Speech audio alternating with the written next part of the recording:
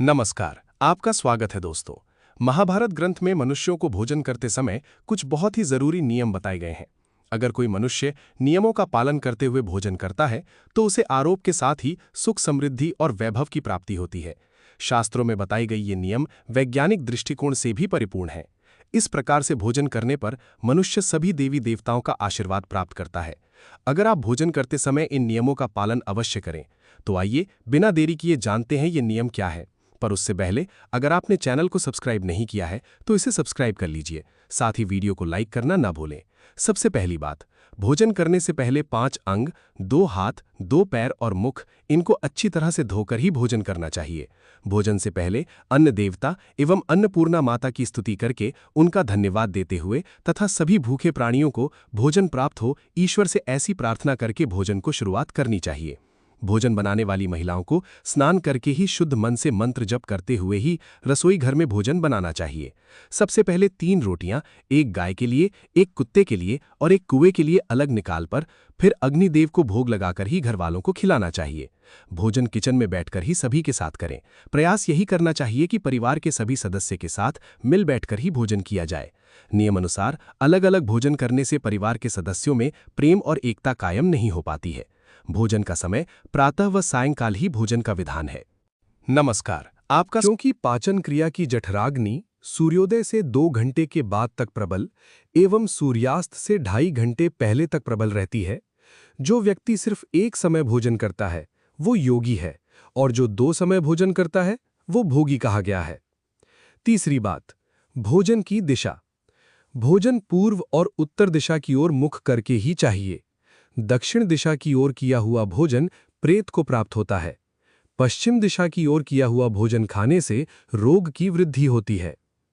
चौथी बात, ऐसी अवस्था में भोजन ना करें जहां पर बैठकर अर्थात बिस्तर पर बैठकर अपने हाथों पर रखकर या टूटे फूटे बर्तनों में भोजन कभी करना नहीं चाहिए।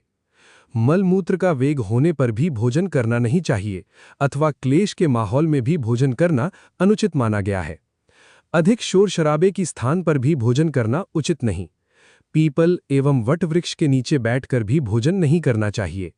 परोसे हुए भोजन की कभी निंदा नहीं करनी चाहिए।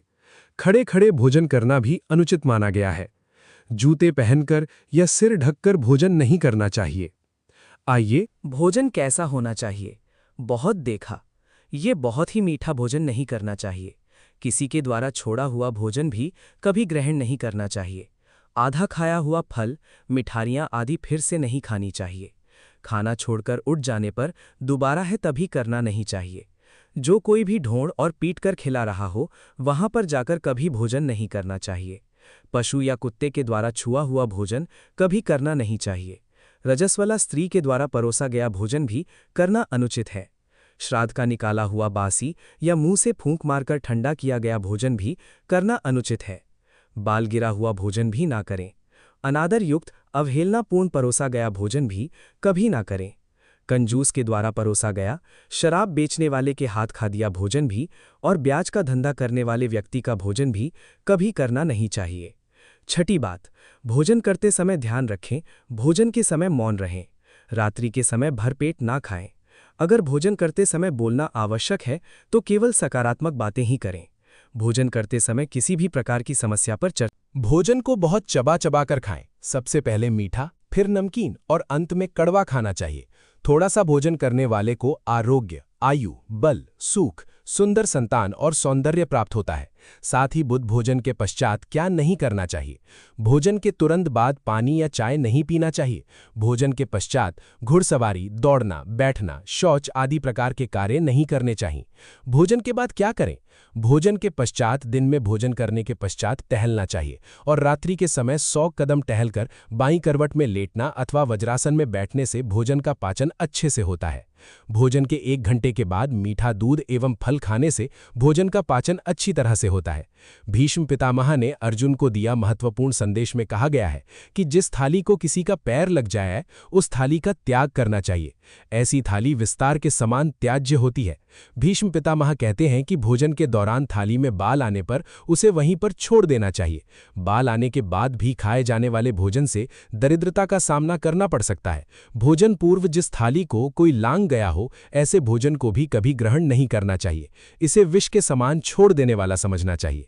भीष्म पितामह ने अर्जुन को बताया कि एक ही थाली में भाई भाई भोजन करें तो अमृत के समान हो जाती है। ऐसे भोजन से धन, धान्य, स्वास्थ्य और लक्ष्मी की वृद्धि होती है। भीष्म पितामह के अनुसार पति पत्नी को एक ही थाली में भोजन करने को निषेध माना गया है। भीष्म पितामह के अनुसार एक ही थाली में पति पत्नी भोजन करते हैं तो ऐसी थाली मादक पदार्थों से भरी मानी जाने वाली होती है। पत्नी को पति के भोजन के उपरांत ही भोजन करना चाहिए। इससे घर में सुख समृद्धि बढ़ती है। तो दोस्तों, ये थे वो महत्वपूर्ण बातें जो महाभारत में बताई गई हैं। अगर ये जानकारी आपको पसंद आई तो वीडियो को लाइक करें, कमेंट में जय मां अन्नपूर्णा अवश्य लिखें। साथ ही स्माइल गाइस चैनल को सब्सक्राइब करें और बेल आइकन दबाएं ताकि आपके पास ऐसा आध्यात्मिक जानकारी सबसे पहले पहुंचे।